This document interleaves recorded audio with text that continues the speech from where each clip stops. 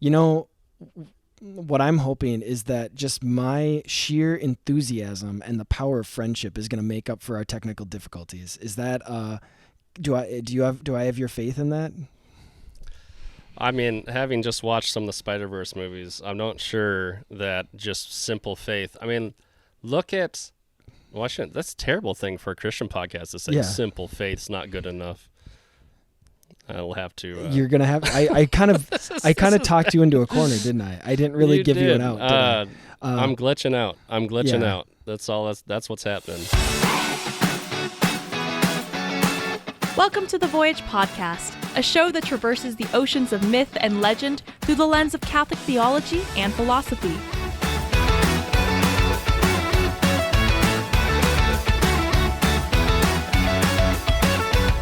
Come aboard as we set sail in pursuit of the heroic life and Christian virtue, with your hosts, Mike Schramm and Jacob Platty. I was saying how this is basically this is the one I've been. Oh, you'll like this too. Because I'm using my phone, I'm not gonna have the outline in front of me, but I kind of remember it. So Okay, well that's good. Yeah. And I have a kitten that's just gonna, harass me the entire Gosh, episode. I know. But, Wouldn't it have been perfect time to do a video for this one? Yeah. So basically, you can't hear the purring, can you? No, not yet. We wanted to record a Spider-Verse episode, and like I said, I've been waiting to talk about. First, it was Into the Spider-Verse. Like I've wanted to talk about Into the Spider-Verse before even Across the Spider-Verse came out. But then when it came out, and my kids could tell you, I was really excited to go see it. But I said to them many times over the course of the year, because I would drive them to school in the mornings, and we'd listen to the soundtrack.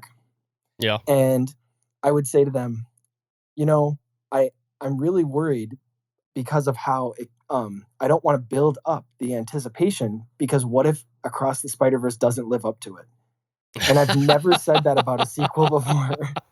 And they could see it in my eyes. They could see it in my eyes that I was legitimately worried that it wasn't going to meet the high standard that Into the Spider-Verse had set. You know what's funny is I haven't had a chance to go watch Across the Spider-Verse again. But I was kind of jonesing, so I went ahead and I watched Into the Spider-Verse, right? Yeah. Which I hadn't done prior to seeing the sequel. I kind of meant to get around to it, never did. And then the time that we had scheduled to go do it came, and so I was like, well, whatever. I remember the first movie. I'll just whatever. So I rewatched the first movie last night, and honestly, it feels quaint. It feels quaint now. It's been diminished by its sequel, and that's unusual. That's unusual. Typically you're just kind of golf clapping if a sequel manages to be as good as the first one. Pretty rare for something to feel like it's improved upon the first one and done so in a way that's organic and authentic and all that. I thought to myself multiple times in the theater, I can't believe that I'm watching this. I just couldn't believe and that sounds, I'm almost embarrassed to admit about a movie. You're such a fanboy, Mike. I know, and I've never been just like that. Geeking out over here. I know, and I've never been like that about pretty much any movie since I was a kid, which is probably one of the most powerful things about it, is that it kind of brings you back in so many ways to that feeling. I miss being super excited for movies. I think it's because I got old and jaded. And I don't necessarily think it's because the movie's qualities have diminished, though that's probably true. No, it's just you grow up, and things don't surprise you like they did when you were a kid. Yeah, the highs aren't as high and the lows aren't as low. You kind of reach equilibrium, and so for the most part, that's good. Big, it's like we kind of we had to have that. We had to do something like that again. And actually, I was thinking about this too. This is the first time I've been to a theater since the theaters shut down in 2020, if you can believe it. Really? Yeah, I mean, I wasn't a huge, we weren't huge about going to the movie theater anyway. Wow. And what's funny is I remember so you're part of the problem. That's what you're telling me. Theaters are going to die because you're just sitting there streaming movies. I honestly would have been perfectly fine if movie theaters didn't go back up. You're terrible. I know. You're a terrible person. I know. I loved when all the streaming services and all the movies went right to streaming. It was I thought it was great. Yeah. So. No, I'm all about the communal experience, bro. I'm not some hyper individualist like you just wanting to probably live in you're my probably one of those people Fahrenheit that 451 screen room the with Omni my room, yeah. yeah. You're probably one of those people that stands up and claps in a movie theater. So you know what? I'm not gonna sit here and be insulted You're by not- by the likes of you. You know, the first time I ever went, when Lord of the Rings, the trilogy was coming out back in the early 2000s, I was still in high school. And the final Wow, one. you're old. Oh, sorry. I'm just giving it to you at this point. You Yeah. know, you gotta be given some meat sometime. But like, for Lord of the Rings, Return of the King, right? They did a showing at the local theater of the first two movie extended editions. Oh gosh. And it was amazing, yeah. And then the premiere, and it was like the day or two prior to it actually being nationally released. So we were even like a day or two in advance.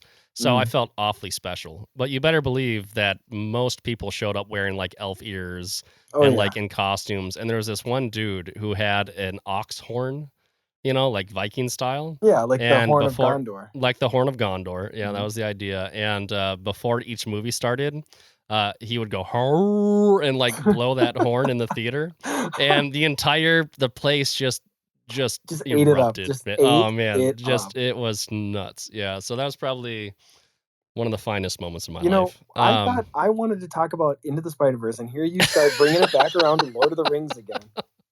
It's like, can you not think of any pop culture reference that doesn't No, it was relate just back to... it was a tangent on just like the sense of, you know, letting loose and being in love with something. So you're gonna love that, you know, my first Because item honestly, on the I think agenda. you're way more. I can already tell you're way more into Spider-Verse than I am. I think it's a fantastic experience worthy of watching and everyone should go see it. But you seem to have I'm invoking my memories of going to Lord of the Rings marathons because that's the vibe I'm picking up from you. Yeah. Well, and the thing You're that loving it. justifies you is that you were, like you said, you were in high school, whereas I'm a much older than that, and I'm talking in the same way as if, you're out childing your children. Oh my with gosh, your they probably, I'm enthusiasm. sure that at least So my oldest embarrassed. probably rolls his eyes So about my embarrassing. enthusiasm, my I excitement can't believe for it. It was just, I mean, and because it does, I mean, which I think I will say, because you were saying how movies, maybe they've gotten better, maybe not. I think that animated movies have stepped up their game in terms of the writing, and maybe it's just because they're speaking to people our age, because they're being written more by people our age.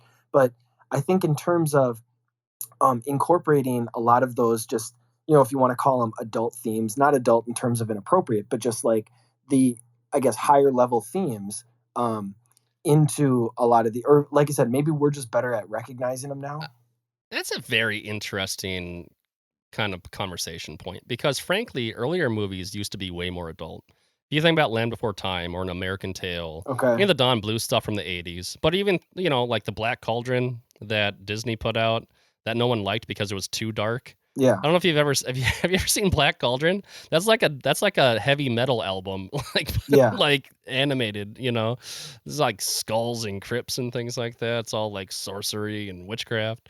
It's pretty metal. Well, no, and but and maybe I shouldn't even so say, there was because lots of like mature things, arguably more mature. Like there was kind of like a softening phase. I feel like where like things got like too soft, and now I think what you're seeing is things getting back into maybe kind of an equilibrium between Littlefoot losing his mother and whatever crap Disney was doing in the late 90s. Well, yeah, it's almost like a sort of like a cheap kind of, like, I don't know if it's like drawing on the emotions for the emotion's sake, whereas now I think, you know, one of the things that, and we've kind of talked about this before, where that the deconstruction that we've seen as can be very problematic has sort of seeped its way into pretty much every question that every movie will ask, whether it's a kids movie or a quote unquote grown up movie.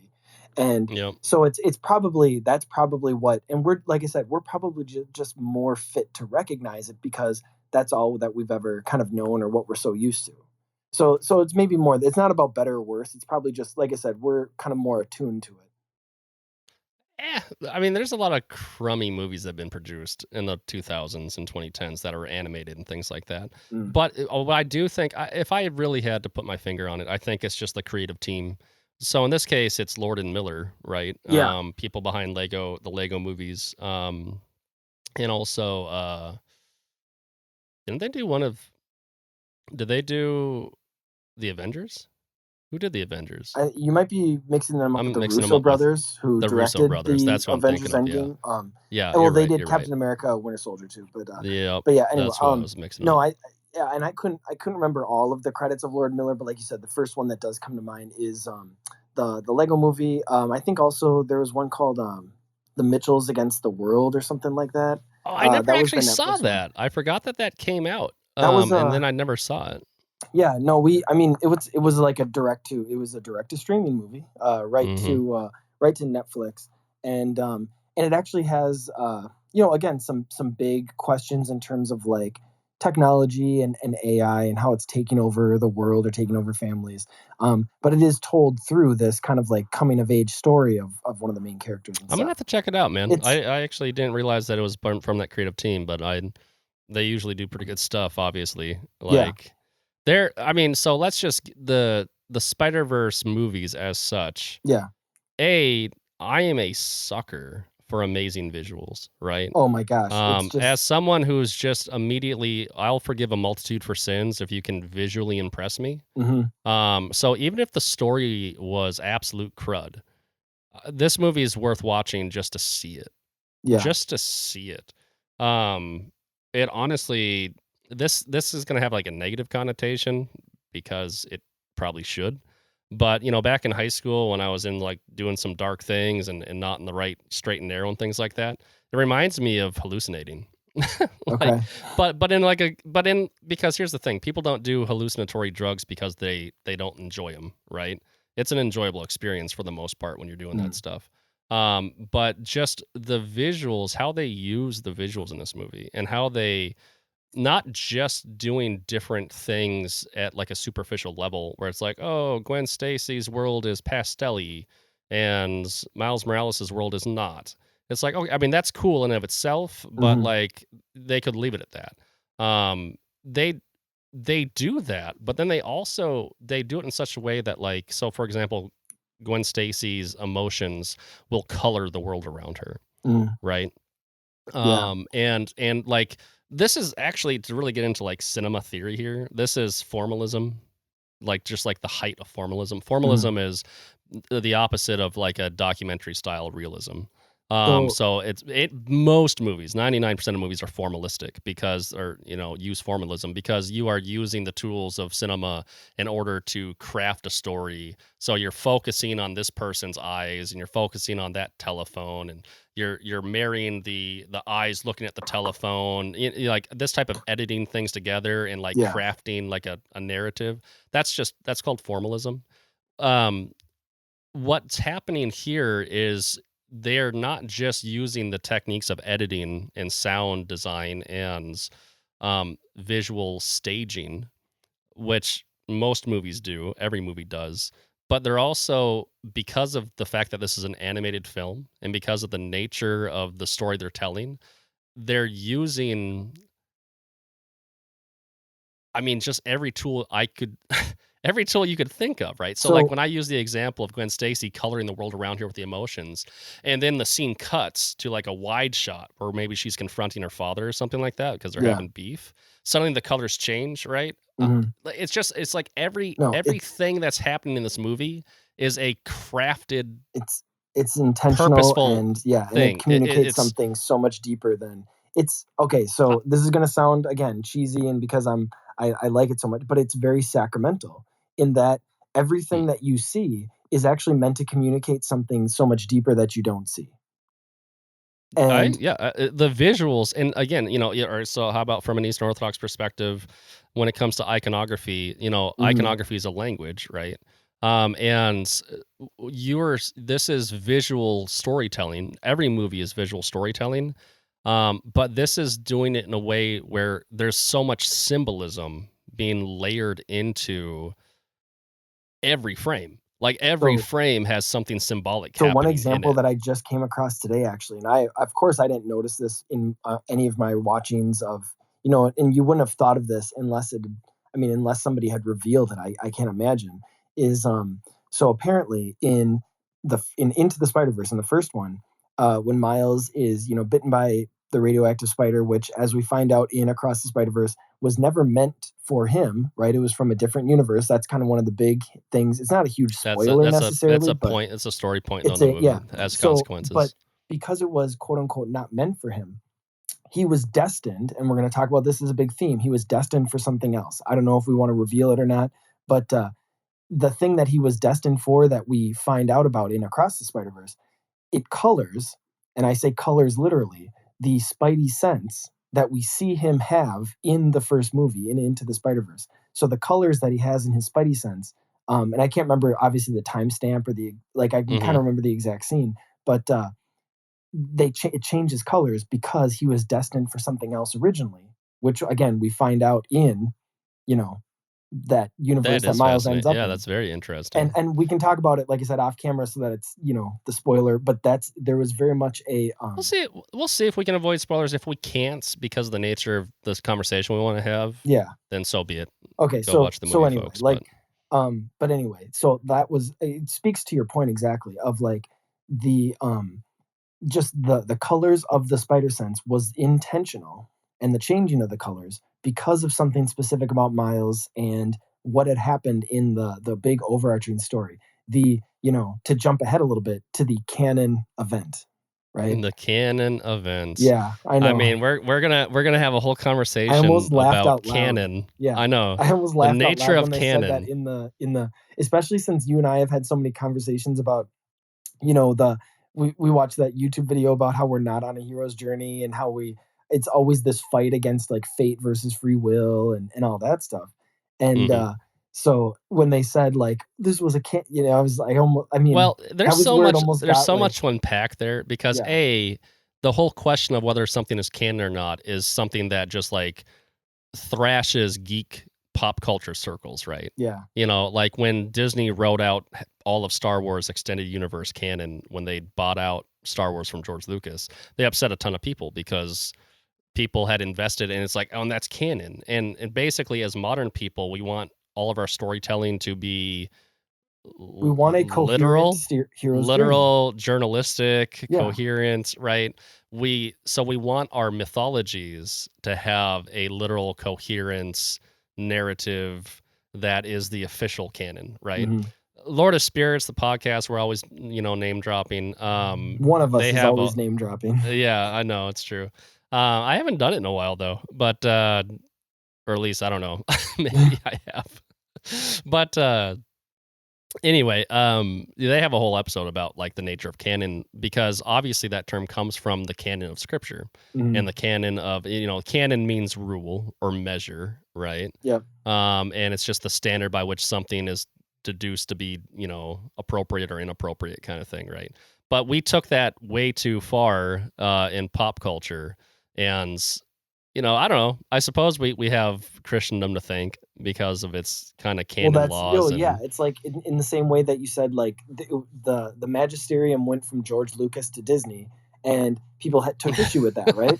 I mean, that's where there was schism. There was schism in the Star Wars fandom. We'll just keep co-opting all of this language, right? All of this Christian theological language to everything that we talk about. But like I said, like you said, pop culture did it first. They took the word canon. Disney did a reformation of the Star Wars universe, and yeah, exactly. They said we're going back, and we're cutting out all this stuff that accrued in the interim. Use that Lutheran language of scraping off the barnacles from the ship, right? Yes, that's what Disney claimed to do. And then what they created was not as good as what was already there. So take that as you will. Take that as you will, Protestants. Keep the metaphor going. That's fine.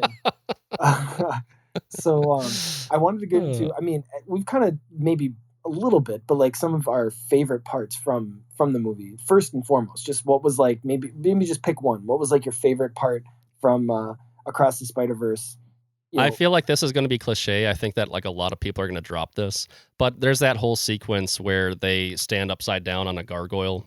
Sure. I think it's the building from Ghostbusters, actually. I wouldn't because that's a real building in New York City. But anyway, and the camera inverts, and so they have a conversation for about 10, 15 minutes maybe, in which the world around them is upside down. Metaphor. But we all look at it from their perspective, and so you have the sky beneath them, and you have like the teeth of the skyscrapers jutting downwards behind them. Yeah, and it's just beautiful. It's just beautiful, and just like anything you see when you see it from like a different perspective or from a different angle, it's kind of mesmerizing. And the fact that they're having like a poignant conversation, and it's happening at dusk, and it's such an incredibly amazing sequence. I know you're a fan of and it's a G.K. quiet Chesterton, one. and I thought you were actually going to bring up that quote of when the world is turned on its head, or when the world is upside down, it takes the one who stands on his head to actually make sense. And I know I'm paraphrasing it, but are you familiar with that? It's a popular G.K. And so I thought you were kind of leading up to that a little bit too. Maybe you were, and I stole it. Of course I was. Yeah, you totally stole that. I know. Bro. I just, I got excited. Dang. Yeah, it's a good one. So, no, and obviously it's a very, like you said, it's a, I think, did you say a low moment or quiet moment? It's a quiet moment. Yeah, it's not a bombastic moment. And this is a movie that is incredibly kinetic. The energy in this movie is insane. And so there's the downtimes are arguably more pronounced because most of this movie is traveling at 60 miles an hour, 100 miles an hour the entire time. And then you have these quiet moments, and I think they stick out to me more. And it's funny you mentioned that one, because the one I was thinking of was another quiet moment, but it was a conversation between Miles and his mom. Because one of the first things I said to you before this was, if Into the Spider-Verse was a father-son kind of story or a father-son thing, then Across the Spider-Verse was a mother-son thing. Now, I know it kind of flips it too, because you have Gwen and her dad, so it becomes a father-daughter thing. But if we're still taking Miles as like the main character of the whole series, then Into the Spider-Verse was Miles and his dad. Across the Spider-Verse was Miles and his mom, right? That's where they have the biggest emotional like moments, whether it's like the rooftop conversation or the conversation in his room, which kind of parallels the conversation that he has with his dad, when they kind of have that estrangement, in Act 2 of the first movie. But, and in this, go ahead. Well, I was just about to say, when you can tell that there is this 3-movie arc that's happening. Yeah. In a way that's more finessed than often. Like The Matrix is a big hit. So like, let's do 2 sequels. And it feels like suddenly The Matrix feels like a prologue to like the big 2-part movie that happens next. Right. Yeah. This happens all the time, right? Avatar is kind of doing it now too, where it's like the movies that are popular become these kind of like just kind of precursors. It has to be something that kicks off the next thing. Yeah, Pirates of the Caribbean was like that, and honestly, it's never as good. Like the big bloated sequels that they create to the awesome, kind of well edited, smaller stories that start these franchises. They're just never as good as the originals. Well, but in this case. Yeah, sorry. Well, it feels like they're doing a 2-part, and it is much more of a 2-parter. It ends on a cliffhanger.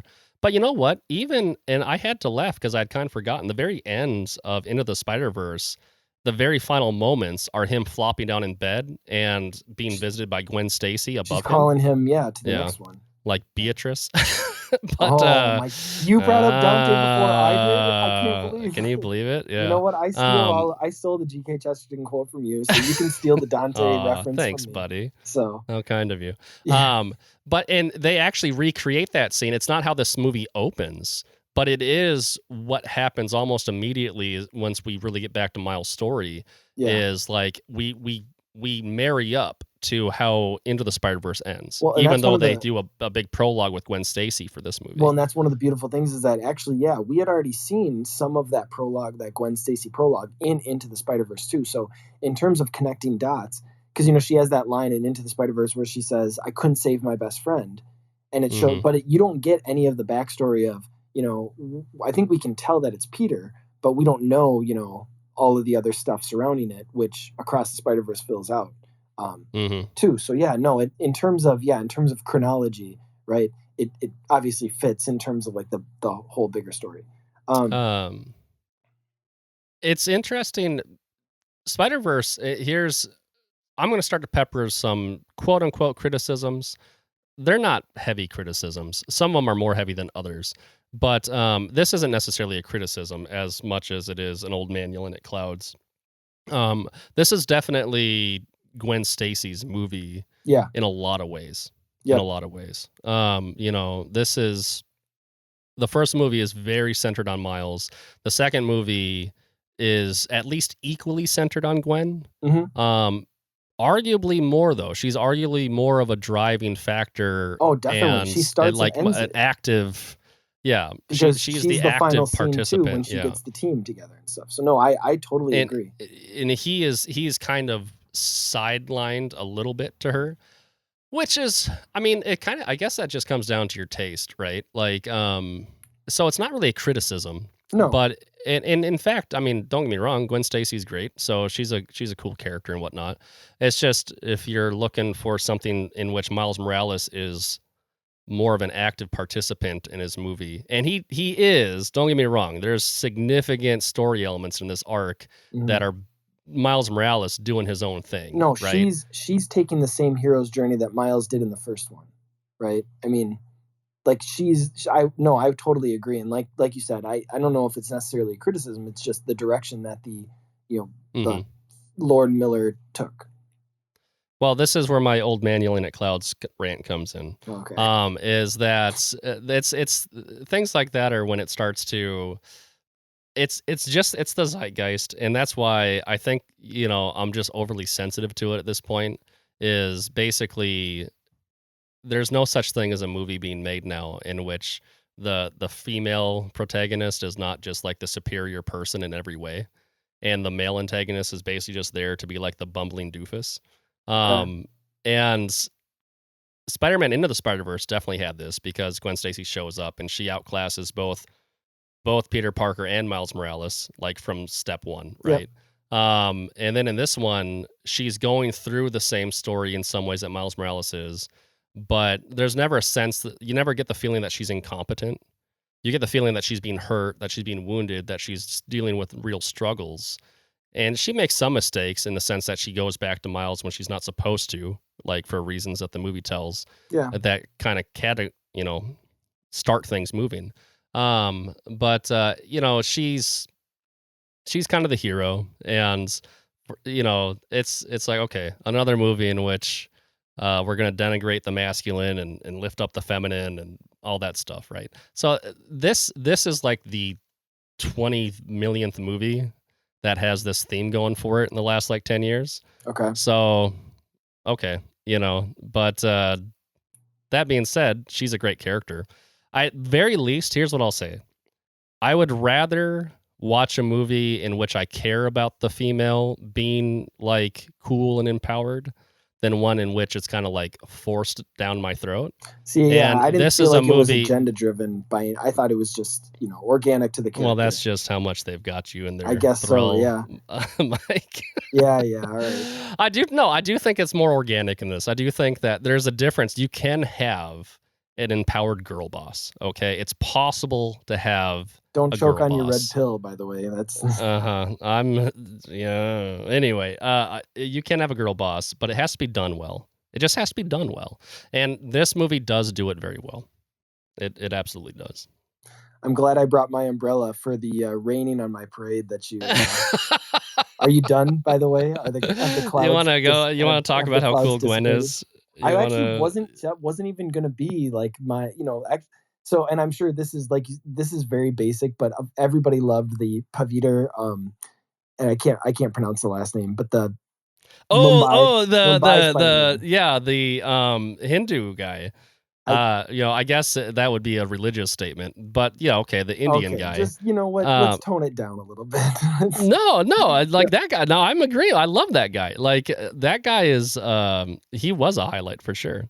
Yeah, so, and I love what did they call the like Mumbai version of New York? Mumbattan, I think was Mumbai. Yeah, Mumbattan or something like that. Yeah. But one of and again, I loved the foil of Peter Parker is always supposed to be like struggle. It's always everything's supposed to be a struggle. Yeah, he's right? always Personal put life, a on. struggle. The He's superhero kind of life like the is a Charlie struggle. Brown, The the Charlie Brown professional of life is a superheroes. struggle. Yeah. Everything's a struggle. And so, yeah, what made it, so funny and kind of a breath of fresh air, or whatever, is he very much like is on the nose about everything being so easy for him. Yeah, And it's delivered with such charm. It's delivered with such just like happiness that it's infectious. Yeah. Like, no, in that whole, there's a extended introductory sequence, in which you're just going along a day in the life of this, Indian Peter Parker, and he's just the charmed life of he's just having a blast, and you're just having a blast watching him have a blast. Yeah. It's utterly fantastic sequence. So yeah, that was definitely, I mean, a highlight of the many highlights. I'm not one of the people who, I probably maybe resonated more with Miles in his envy of Hobie Brown, the Spider-Punk character. Because right. it felt, that was I was fun like, too. Way to kick a guy when he's down, but I empathize with Miles in that one, and it hurt. Because he's so much cooler. He's so much cooler than I don't Miles, even think right? he is, but I can see why everybody else would be sucked in. See, that's, you think I get sucked in by Gwen Stacy, but everybody else gets sucked in by Spider-Punk, and I was like, I think Miles is, but anyway. I love Miles too, dude. I'm totally won over by Miles, and I was super skeptical when he was introduced in the early 2000s, because it's like, you can't replace Peter Parker. But I've been totally won over by these movies. I thought you were going to say, I thought when you said you were skeptical, I thought you meant like Spider-Punk was going to like betray them or become a bad guy. Like, that's what I thought you meant by because no. I mean, that would have been a turn, but it would have been a very disappointing turn, right?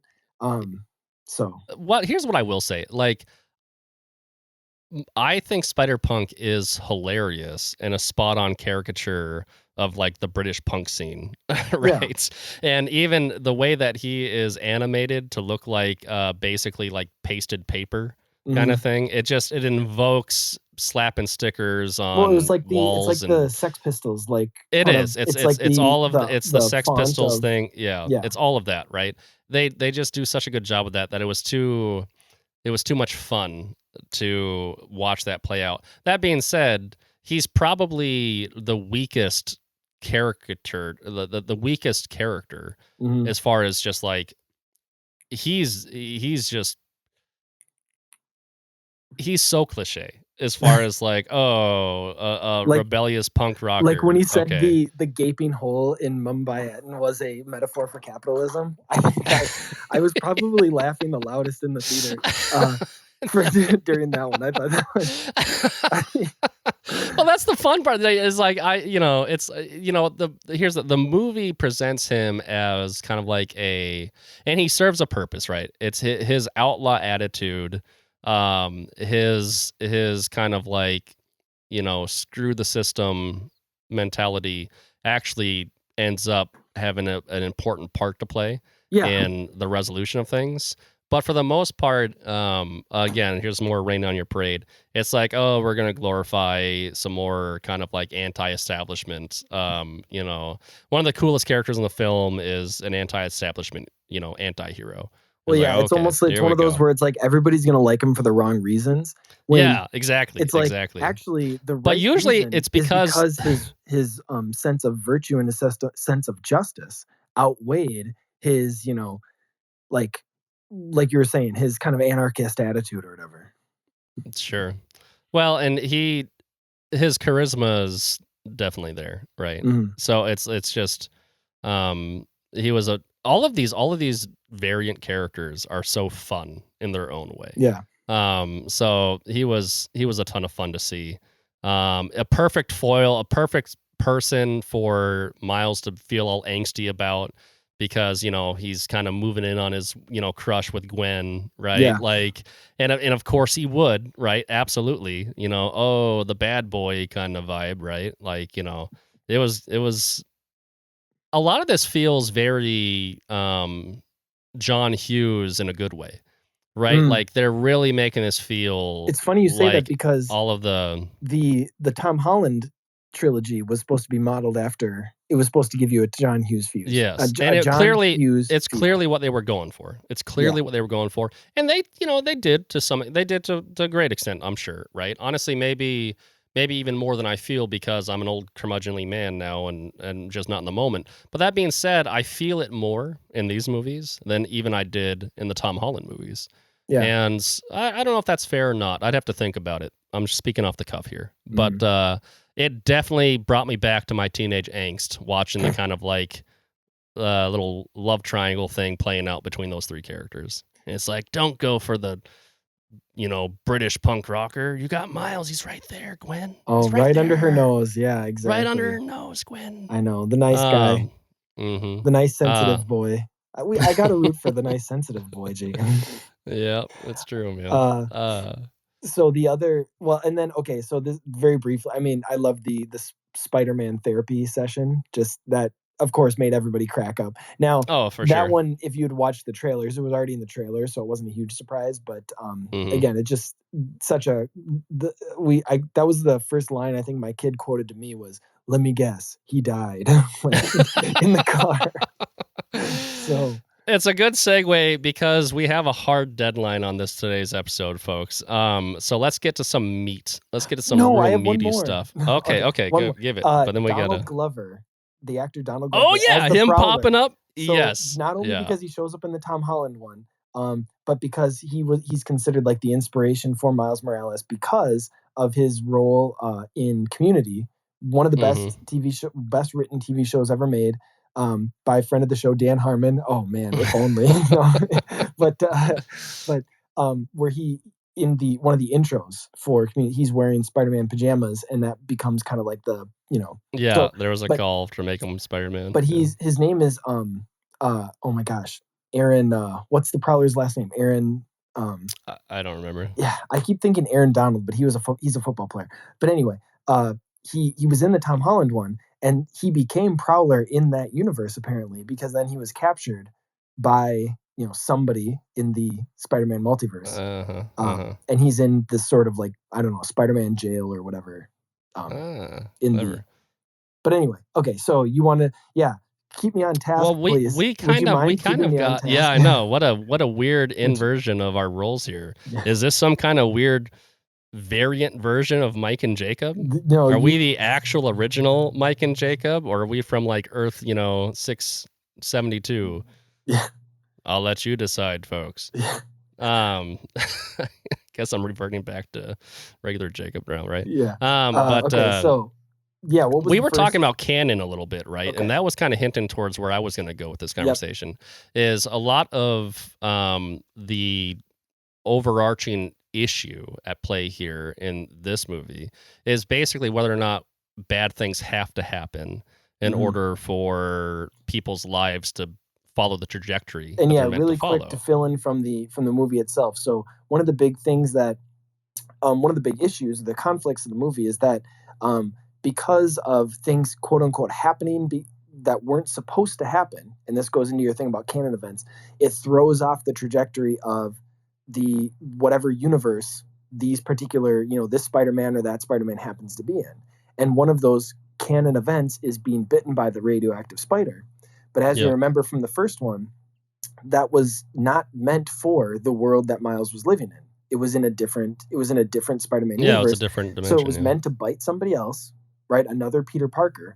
And that person was supposed to become Spider-Man because Miles' world already had a Spider-Man, which we met in the first one, and he ends up dying because of all the different events in the first one. And so it throws off, like you said, the canon, everything because of the event. He who remains would have things to say about this. From the Loki show. Jacob, this is coming out before the Loki episode. You can't. I know talk it is. about I'm not going to talk about it, but I'm just. Tease the Loki episode. I can still drop this. I mean, Loki's been around for a couple. Loki's been around for a couple of years. Okay. Anyway, it's the classic.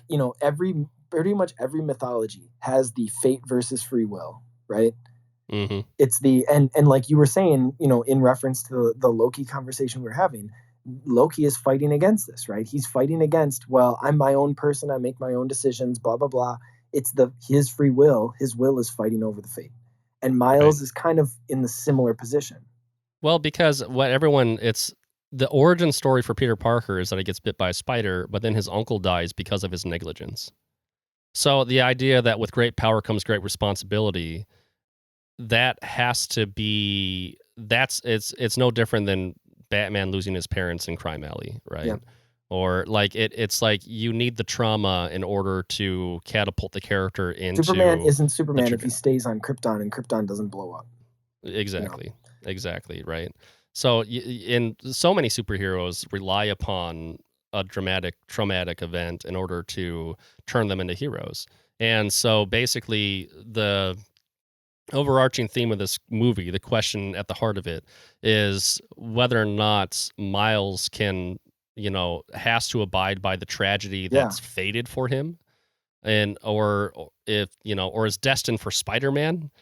Because you can actually ask the question is the problem that Miles faces, would that ever happen at all if he hadn't been bit by a spider?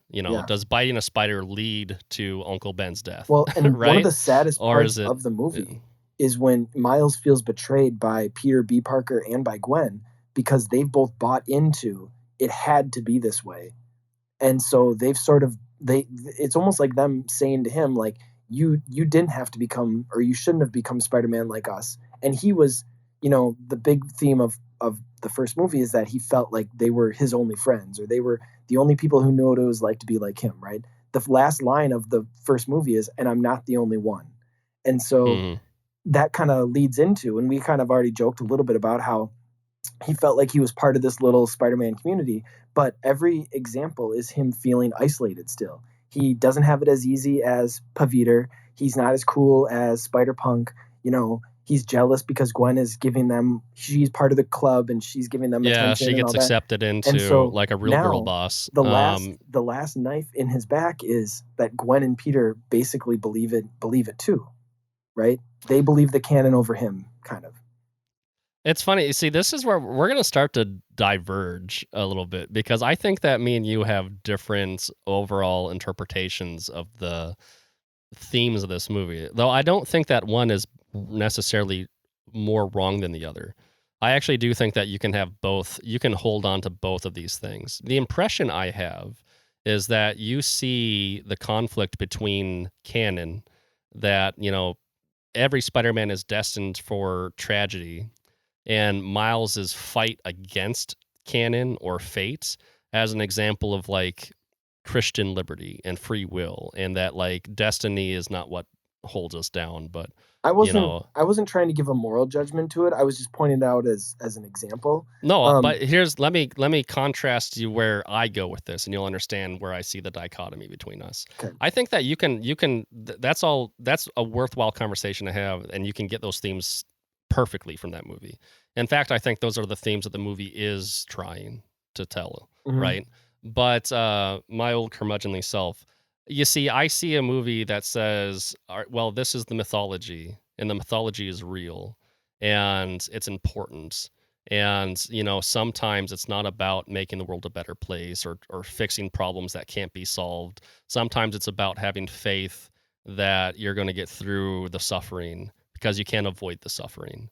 And what this movie is saying is, no. No. I refuse to accept the suffering. I refuse to sit idly by, and I'm going to pull history up by its bootstraps, and I am going to will myself onto reality, and I'm going to have my cake and eat it too, right? And I think that most problems in life stem from an attitude that's very modernist, it's very post-enlightenment, it's very progressive, that says you don't have to sit there and take the suffering, you need to fix the suffering. But the suffering, we have to avoid the suffering at all costs. And then that creates a whole bunch of problems. And it's also not good for us. It's not good for our virtue. It's not good for our development. And honestly, if we were meant for a world in which there was no suffering at all, I just don't think that things would have played out this way. So in other words, you can't run from the suffering.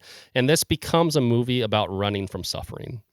And so that actually has nothing to say about, I think, your conversation regarding like fate and free will. It's a completely different conversation. It's a completely different way of thinking about the themes of the movie. But I also think that it's there. I just don't think it's... Did you hear me crack my knuckles? Because I'm getting ready to type my response.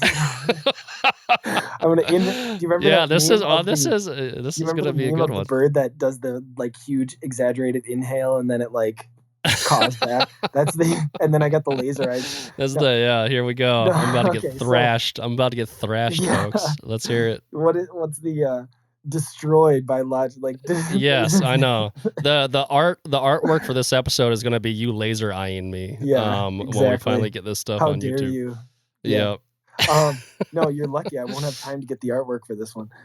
So no, I mean, so, first of all, I'll let it pass that you called me a modernist, existentialist, anti-Christian, Enlightenment thinker. So I'm just gonna move past all that because we're I friends agree with your and sentiments. You're free. The whole point of this movie being about free will and fate not being beholden to fate.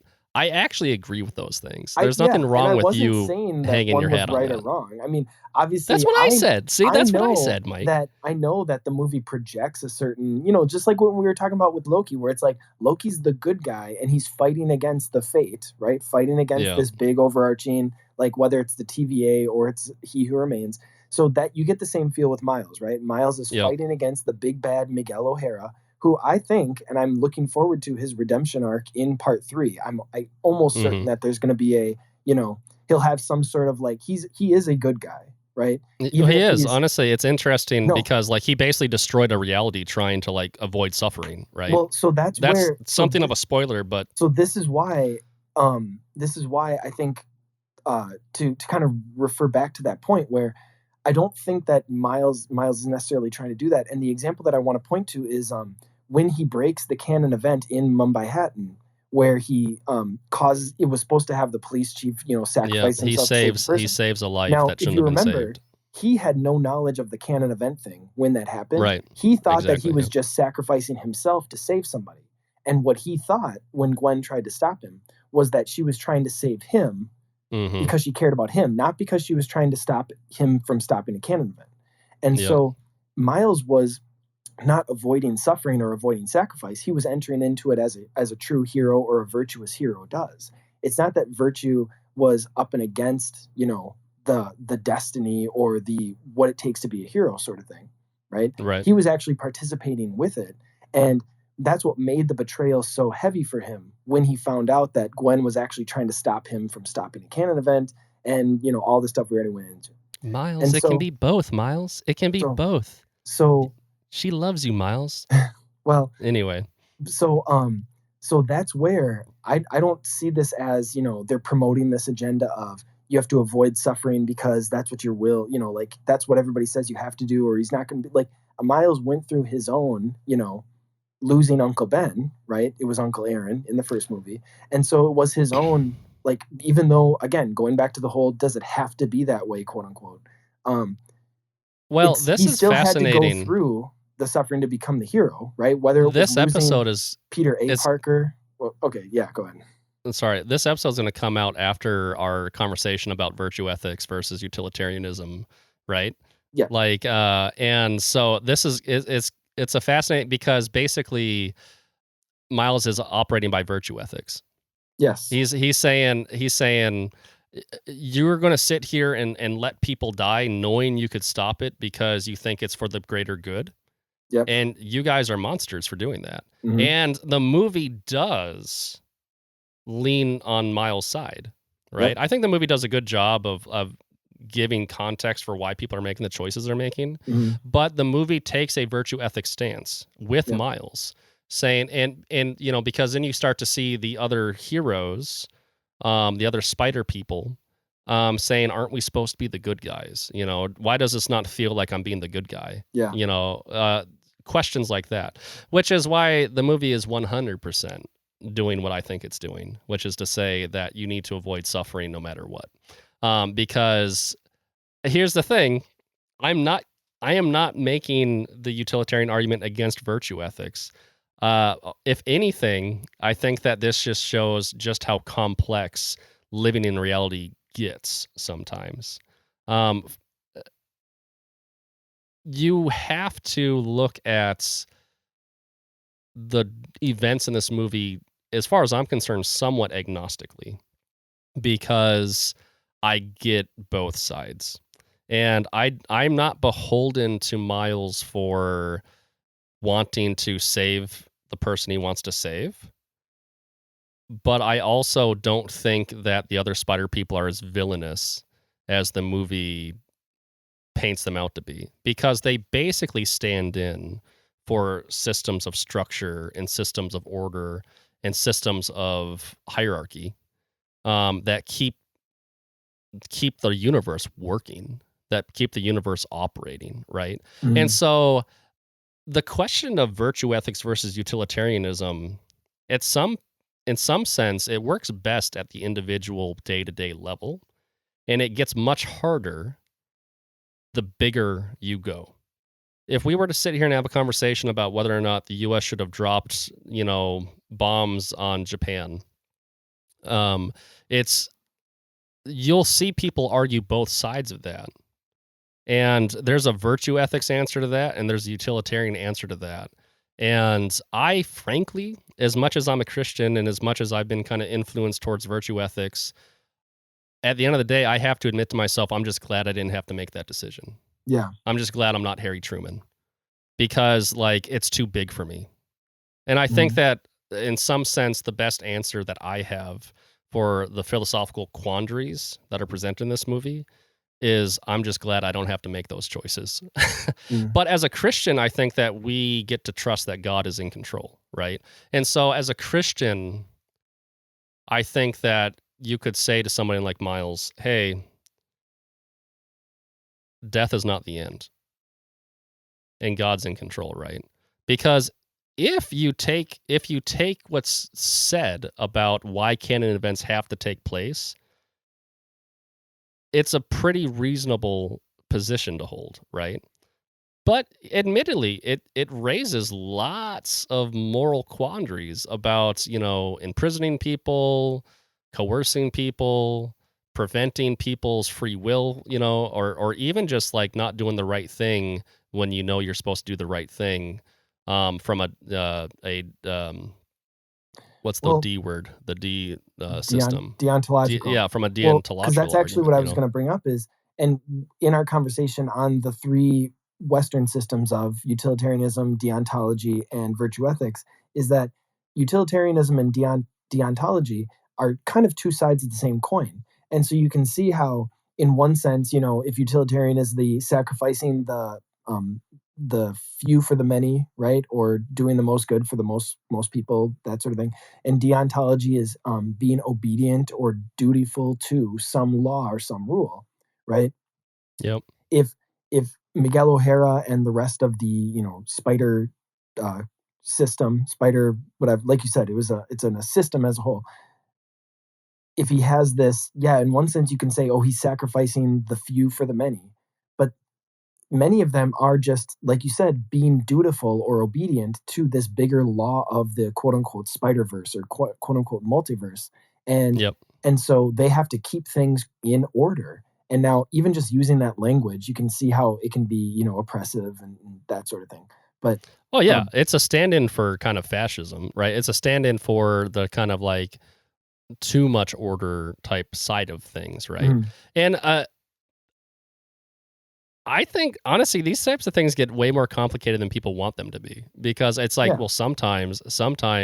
Well, no, we you need virtue, being Miles and saying, I'm going to live my own story, without considering being Miguel and saying, I have this responsibility or this duty to keep the I whole obliterated system. billions of people because I selfishly wanted something that I lost. Yeah. And again, that's go back where's to the the virtue example. ethics? Where's the virtue ethics in Miguel's choice that led to the downfall of like billions of people? And that's the perfect contrast, going back to my example of Miles, where he wasn't motivated by the same selfishness that Miguel was, because he thought he was doing the sacrificial thing, which is what the hero does. He was doing the charitable, right? The sacrificially charitable thing when he was trying to save that person, not realizing that he wasn't being obedient to the big system, of the Spider-Verse or whatever. I'm just super curious how they're going to like end it. I'm super curious where they're going to go and how they're going to resolve the philosophical quandary, fittingly, right? Act 3 of this conversation is going to be looking ahead to Part 3, to Beyond the Spider-Verse.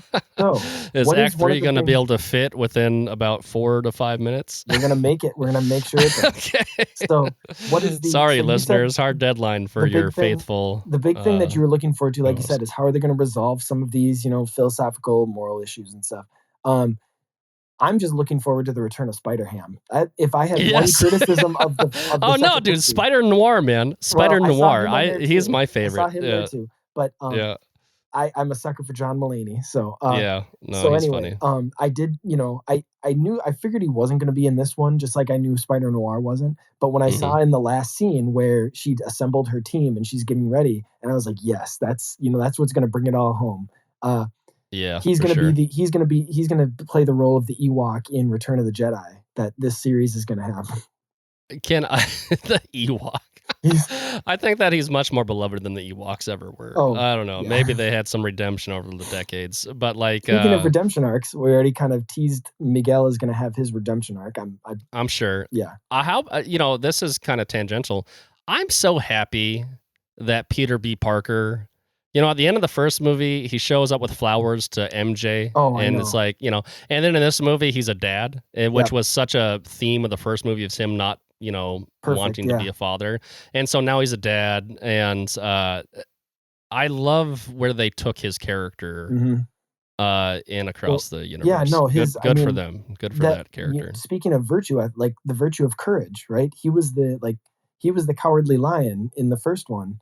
And right. he realized that he had courage the whole time, and that was his big thing, right? His big hurdle. And he has that line to Miles in the second movie where it was like, you were the reason why I thought I could be a dad. And it's like, gosh, you're a dad in the audience watching that, and it's just like, like, I'm not crying, you're crying. Well, and like he's still like, the epitome of this trend to kind of like belittle, like, the hero and deconstruct the hero. But he is so well played by Jake Johnson. I believe that's the actor's name, right? Yep. I love that guy. He's good in everything he does. Mm-hmm. He's a good character. He's a fun character. Well, so that's the thing, is this movie has a lot of like little like biting things that my curmudgeonly person kind of like I'm going to make the disclaimer. Don't listen to Jacob for this one. This was more for me anyway. This was just for me. It wasn't for... But it does it well. And honestly, if it does it well, if it does it organically, and if it doesn't feel... I have more of a problem with the wider culture than I do with this movie. Stop projecting onto this. Would you go ahead? Go ahead. Just accuse me of projecting. I'm gonna allow it. I'm just projecting. You can't disprove it. That's the great thing about it. Right? It's unfalsifiable. Let's go. We're gonna look up some interviews and get the creators to start talking about what their intents were, and then I'm gonna feel vindicated, I bet. But oh, it's gonna be The Last of Us all over again, you think? It is. It's gonna be The Last of Us. It's just a quick Google search away. I'm sure there's gonna be all the... It won't make a difference. It won't make a difference. Dude, I recommend this movie just to see amazing cinematic storytelling. Just amazing cinematic storytelling. And honestly, here's the thing. We can't help but live in a world that does nothing but deconstruct superheroes. But this does so in a way that doesn't feel like it's deconstruct. It feels like it's a postmodern movie because by its nature, it's got all these different versions of the, perspectives and things like that. But it is also just as much got its foot in a good old-fashioned traditional story about someone facing problems and going on a hero's journey, and it building up across characters, right? With Gwen and everything that she goes through in this story. So it doesn't feel deconstructive, though it is technically playing in that sandbox. And that's a lot. That's high praise. At least it's playing from someone like me. Right? At least it's playing and not moping in the sandbox. Yeah, it's not moping in the sandbox. That's for sure. It's eating the Cheerios, not crying in them. Well, I was gonna say thank you for indulging me, but I feel a little bit down at the end. But that's okay. You know what? So, I really liked this movie. I really liked it. But loyal listeners, if you want to hear Jacob take a dump all over your favorite movie too, then you can make suggestions.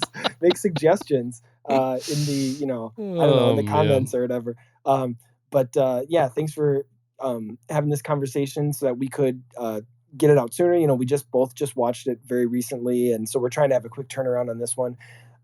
Enjoy talking about the deeper themes. Look forward to how they're going to flesh those out even further in the third one. I already have the date, March 29th, 2024, circled on my calendar. So I'm very excited for the sequel to this movie. Maybe we'll have to go together. Maybe we'll bring all of our kids and go together. There you go. We could do that. We could pack the whole theater. Yeah. Well, between the two of us. I know. So, all right. Well, we'll. I guess it was fun, man. Great movie, great conversation. Yeah. I liked it better than maybe it came across. And like I liked it, you should also like us. Yeah, you've had your chance. It's over. Thanks for listening to Voyage Podcast. The Voyage Podcast is a production of Voyage Comics and Publishing, which seeks to create exceptional entertainment informed by Catholic values that inspire people to live a heroic life. Voyage Comics seeks to advance truth and beauty found in powerful stories. To learn more, visit voyagecomics.com. You can also follow us on Facebook, Twitter, and Instagram.